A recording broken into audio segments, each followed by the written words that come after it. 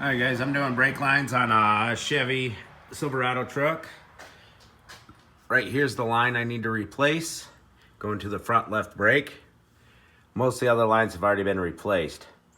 Now, if you're just doing one line trying to get out cheap, which I don't really recommend, you're not going to want to mess with this bundle of brake lines that run right up here. As soon as you remove one, the rest of them will start leaking. So if you're just trying to get away with doing the one, I will show you the locations on the ABS of where they go to. So we'll come up here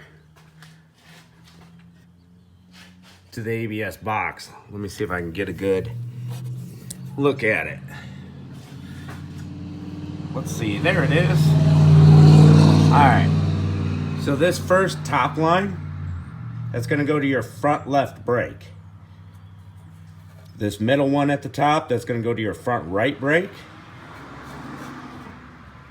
Top right line is going to your rear brakes, to that splitter on the rear axle.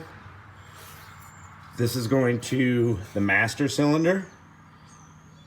It's going to be the rear line on the master cylinder.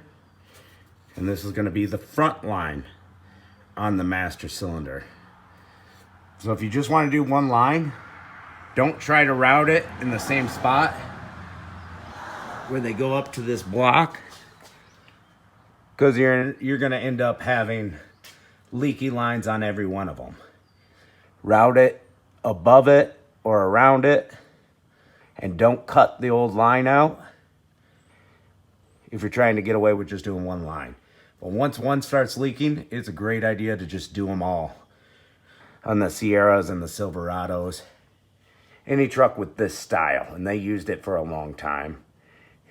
Up here in Michigan, they rot out quick.